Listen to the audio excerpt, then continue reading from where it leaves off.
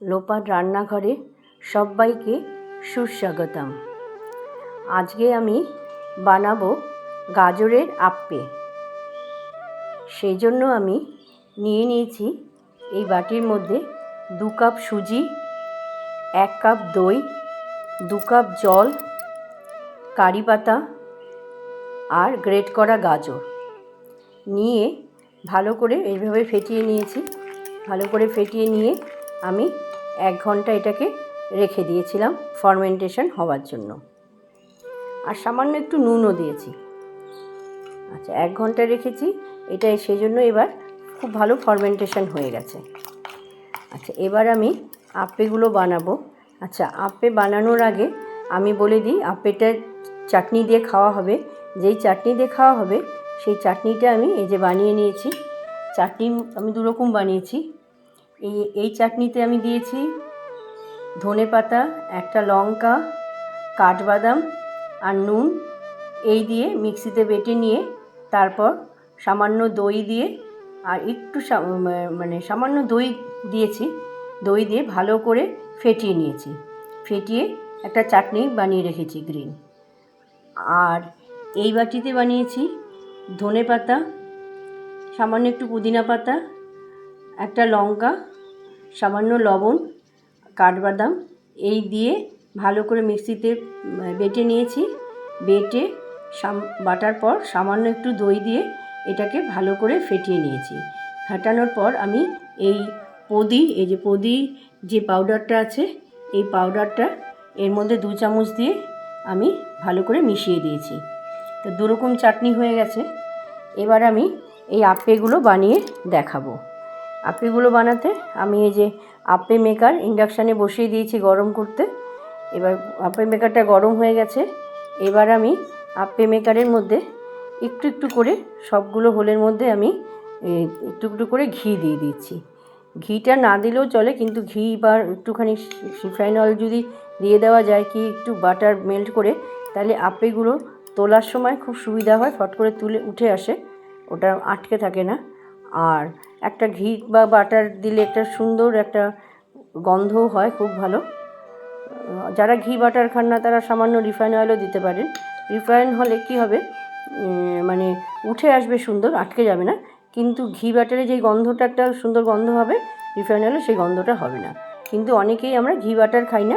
যারা ঘি বা বাটার খাই না তাদের জন্য রিফাইন অয়েলটা দিয়ে দিলেই ভালো। এই সবগুলো হলে আমি একটু একটু করে কিন্তু ঘি দিয়ে দিয়েছি। এবার আমি এই যে ব্যাটারটা করে রেখেছি, এই যে সুজি দই টই দিয়ে গাজর দিয়ে, এটা কিন্তু 1-1.5 ঘন্টা ছেড়ে রাখতেই হবে। ফার্মেন্টেশনটা কিন্তু যত ভালো হবে আপ্পেটা খেতে তত ভালো হবে, তো সফট হবে। তো এবার আমি সবগুলো হলে একটু একটু করে এই ব্যাটারটা দিয়ে দিচ্ছি। এইভাবে এই ব্যাটারগুলো সবগুলো হোলের মধ্যে দিয়ে দিতে হবে। এরকম করে একটু একটু করে দিয়ে দিতে হবে। এইভাবে সবগুলো বাটার দিয়ে আমি ঢাকনাটা দিয়ে 5 মিনিটের জন্য রেখে দেবো। 5 মিনিট হয়ে গেছে। এবার দেখব আপ্পেগুলো একটা পাশ হয়ে গেছে কিনা। যদি এক পাশ হয়ে থাকে তাহলে আমি এবার আপ্পেগুলোকে উল্টে দেব। ঢাকনাটা তুলে নিলাম। এবার আমি চামচ দিয়ে দেখব আপ্পেগুলো হয়েছে কিনা। হ্যাঁ, খুব সুন্দর হয়ে গেছে, রং এসে গেছে।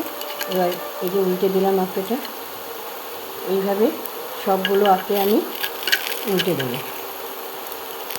উল্টে ওই একদিকের পাশটা হয়ে গেছে সুন্দর, আর একদিকের পাশটা এবার হবে। এইভাবে একটা একটা করে সব আপ্পেগুলো উল্টে দিয়ে আমি ঢাকনাটা আবার লাগিয়ে দেবো ওই 5 মিনিটের জন্য।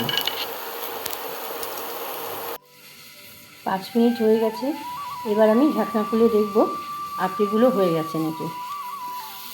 হ্যাঁ, আপ্পেগুলো একদম হয়ে গেছে। এবার আমি আপ্পেগুলোকে একটা একটা করে নামিয়ে নেব। এইভাবে এখান থেকে একটা একটা করে আমি নামিয়ে নেব প্লেটে। খুব সুন্দর রং হয়ে গেছে। এবার নামিয়ে নেওয়ার পালা। নামিয়ে নিতে হবে। এভাবে একটা একটা করে নামিয়ে ঠান্ডা করে প্লেটে সার্ভ করব। কেউ কেউ গরমও ভালোবাসেন, তাদের চাটনি দিয়ে গরম গরম সার্ভ করব। আপনারা এতক্ষণ আমার সঙ্গে থাকার জন্য, এই ভিডিওটা দেখার জন্য আমি আপনাদের সবাইকে অসংখ্য ধন্যবাদ জানাই।